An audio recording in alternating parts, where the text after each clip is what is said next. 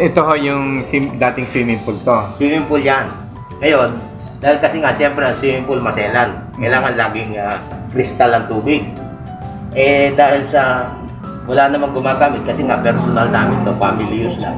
Nilagyan ko siya kayo ng ng bangus. Bangus ngayon ang nandyan. Nilagyan ko yan ng 1,000 pieces na bangus. Ngayon ang bangus niya nasa 2 pieces na per kilo. Buwan na yan, nilagyan ko yan April. So, bali, 10 buwan na yata ngayon yan. Malalaki na yung mga bangus. Lasang bangus naman kahit tabang. Lasang bangus. Tumawag ako sa DA. DA Batangas. Sabi nila, pwede naman yung bangus sa tabang. O kaya, tinuloy-tuloy ko yung bangus. Tapos ito, asola. Yan yung asola. Hindi ba kailangan nila ng araw? Araw? Oo, hindi na. Naka-araw naman yan, correct. Pero kapiraso na lang. Yung kapiraso. Kasi nung nakakulong yan, mamamatay yung bangus, walang oxygen. Kaya hinati ko nila kung divide yan. So, itong swimming pool nyo, ilang square meter to? Nasa ano yata ito, 24 square meter. Tapos 5 feet ang lalim. Malalim. Malalim yan, 5 feet yan. Akala ko, ganito. Lampas tao yan. Nakalubog lang yan. Kasi ito yung flooring yan, oh. Yan, oh, tindaan. Ito talaga yung harapan ng bahay ko. So, bali, ito, 20 square meters. 24. 24 square meter. Tapos ang depth nito, 5 feet. 5 feet. 5. Tapos dito may pambata, may hagdanan yan dyan. Tapos, May pambata dyan. dating swimming pool, ginawa nyo na lang, Fish pan. fish pan. Para may pakinabang lalo. Oo. Tapos dati nandun yung aquaponic ko, mga lettuce. Alam, hilig din sa agriculturist ba yan? Mechanical. Wala yan. Tapos ito solar ko. Oo, napansin ko. Naka-solar ako, naka-tide grid. Tide grid siya. Kaya yung sobrang kuryente pumapasok sa grid. May binabayaran pa kayo. Binabayaran ako. Offsetting lang, offsetting. Yung net metering ko tawag. Net metering, net metering na sa akin. Kaya ito, may laman na bangos, 1,000 pieces, plus may asola. Yung asola, pagkain ng mga manok. Hindi nung isda. Hindi no isla. Ano pinapakain niyo sa bangus? Sa bangus yung floating. Floating na pang isda talaga. So yung broiler doon talagang mainly for yung catfish. Catfish naman ang naglilinis sa dumi nila sa banyor. Kasi pagka dumumi yung manok, nahuhulog sa tubig. Dito hindi niyo pinapakain yon. Hindi ko pinakakain. Pitch lang to. Talagang Yung hito lang ang walang pitch. Pero ito pitch talaga. Kasi hindi naman kinakain ng bangus yung asola. Pero nung dati naglagay kayo dito ng Tilapia. ng tilapia, bakit hindi kayo ba't hindi niyo tinuloy? Una, mahirap ang marketing tilapia kasi nga, pang personal lang personal use lang, sumusobra. Tapos dumami yun no? Hindi naman dumadami kasi sex reversion Pag bumili ka ng mga fingerlings, yun na lang yun. Kasi ako nung ginawa ko, nagalaga ako, bumili ako sa palengke. Palengke, dumami. Tapos, yun, dumami na ng dumami. Nanganak siya. Nanganak Pero na matagal. nanganak. Hindi rin sandali kasi binili ko yung malaki na yung Malaki na. Ngayon may tilapia ako doon sa kabila. Malalaki na, halos 1 kilo na siya. Sinimulan ko lang yan ng pandemic talagang maraming nagagawa ang pandemic, maraming natuto mag-isip ng tao So ito, bangus Bangus. Ay, sa kabila. Sa kabila nyo. Ayan ang ano niya, ayan yung tubig niya, tumatapon dyan. Ayan, may hito. Ito yung inaano nyo na nag-alaga kayo ng poultry. Ito, mga manok. Ginamitan ko ng atobe. At yung atobe, nakita ko effective. Nung una, gumagamit ako Betracil. Nung una, yan yung mga kulungan yan, nakalagay ka teknika. Ito. Hindi kinakain ng hito yung dumi ng petla. Hanggang sa napuno ito. Napuno ng dumi. Ngayon, inalis ko yung peking duck. Sinubukan ko yung manok. Ginamit ako Betracil. Pwede bang gamit sabihin nyo Betracil? Kaso, ang problema ko, may langaw. Nag-research ako, nakita ko sa YouTube. Subukan yung atobe. Tinry ko yung atobe, bagamat mahirap bumili sa Lazada. Sinubukan ko. Nung makita ko, hindi siya nilalakaw.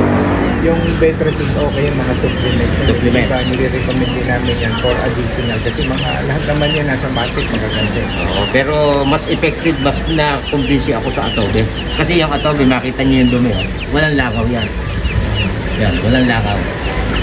Hindi ka nila langaw. Ultimo yung manok, walang langaw. Pero nung wala akong atobe, dito, habang nag-uusap tayo, may langaw tayo. Saka yung amoy.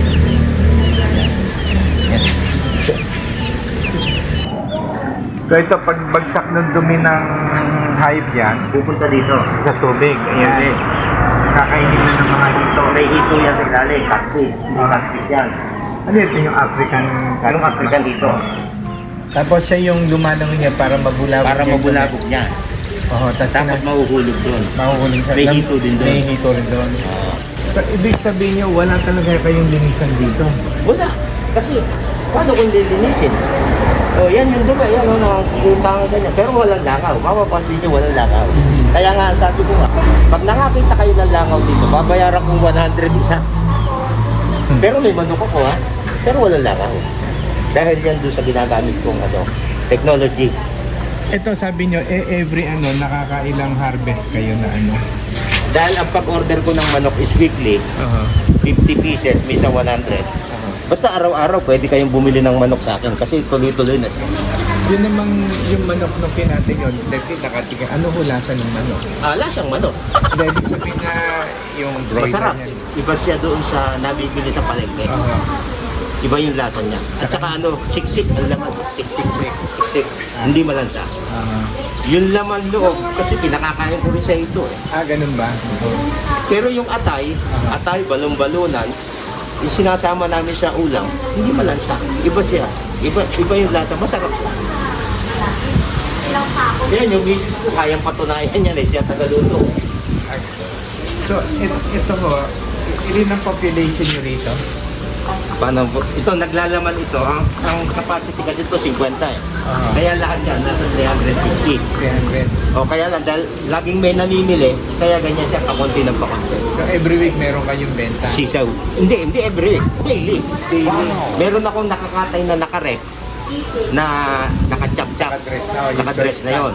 Halimbawa, naka-sampak tita, sampak na dress, o kaya pakpak, o kaya leeg, meron yan. Kung magkano gustong bilhin ng tao, halimbawa, halagang 50 pesos, meron. Ngayon, iba naman yung live na binibenta ko, 135 ang benta ko live per kilo. 135 per kilo. Kung doon sa mga naghahanap buhay, magandang investment to. Kasi mabilis ang marketing. Dahil ang tao hindi nagsasawa sa manok. Kaya nga lagi Kaya laging kumakain ng manok. Kaya ang the best na pang mga backyard, maisasuggest ko, mag-alaga rin sila nito. Gamitan lang nila ng technology para walang reklamo. Kayang-kaya na mo magbigay ng sapat na kita para sa isang pamilya? Kaya po. Kaya. Kung gagayahin lang nila yung weekly, para araw-araw kukuha sila. Kasi yung ibang nag-aalaga ng manok, halimbawa bibili sila ng 100 pieces. Hihintayin muna nilang ma-dispose yun bago nila sundan. Akong ginawa ko continuous. Kahit hindi pa ako siya nabibili, basta weekly, mayroon akong dumadating na sisiw. Ganun. Opo. Kaya kahit na daily kayong manguha sa akin, pang consumption ng mga tao, meron akong ibibigay. Yung native po kasi matagal. Hindi ka mukha ng mga ganito na tinatawag na 45 days. Sa isang buwan pa lang pwede nang katayin. Mabilis ang pera. Yung isang bumili kay Mrs. na naka-dress. Sabi raw ng mga anak, Mama, bakit ang sarap ng manok kay Flor Gem? Sabing ganon. Kaya piniriton niya lang yun Sabi ko, kasi ako, kaya masarap yung manok ko kako, may kasamang pagmamahal. Ganun ako mag-alaga. Kaya masarap. Palagi silang namimili. Hindi naman sa taas no kung masasabi, ibang lasa ng manok ko dahil sa technology. But anyway, sa panahon ngayon, importante ngayon na ma-share natin yung gusto nyo ma-share sa tao na yun, magkameron sila ng hanap buhay ganito, sapat para sa isang pamilya, yung kita niya, basta masipag na. Manok pa lang yan, may hito pa. May hito pa po. Ngayon, hindi na nila kailangan bumili pa ng lupa sa malayong bahay, doon sa walang bahayan. Kahit sa bahayan nila, sa barrio o sa subdivision, pwede silang maglagay ng manok. Kasi gumawan Kasi maipagmamalaki ko, wala talaga siyang amoy. Ngayon, kayo mismo po siya kasing buhay. Kung meron kayong mga amoy dyan, Wala nga. na amoy tae ng manok o ano, wala kayo mga. Pwede nga dito mag-agahan, Oh, magtanghal. walang langaw, hindi tayo dinadapuan ng langaw. Ah, Pero ang dami kong manok. Dito po tayo, makikita niyo sa mandarin. Tayo po, walang langaw yan. Kaya ng pig, ay wala ng pig. Walang langaw. Dito naman tilapia. Ito tilapia ang natin. Huwag ko kung pakainin. Kung makikita niyo.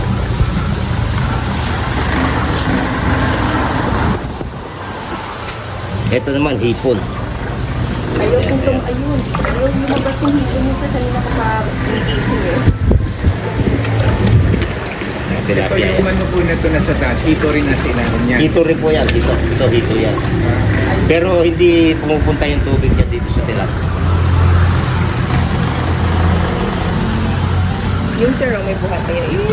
Yan. Yan ang gusto kong... Ayan, ayan. Lilit ko yung hangin. Nandiyan sila sa kanilang apartment. Pero yun ba yun na nakadikit sa may wall? Yan, dito. Ayun, sa may wall. Ayan. Nakadikit siya doon. Tapos may isa yun na, Ito, yan ito. o yan. Buhay din siya. Kanina ko pa siya nilalaro ko siya. Usually, sir, sabi ni ma'am, pag-araw daw siya sa ilalim. Paggabi lang siya Lumalangoy dyan sa baba. lumalangoy. So pag-araw, nandun sa kanilang Sa ilalim, apartment. sa Ayan yung apartment. mga apartment nila. Yun! Babalik ko rin siya sa kakapitan niya.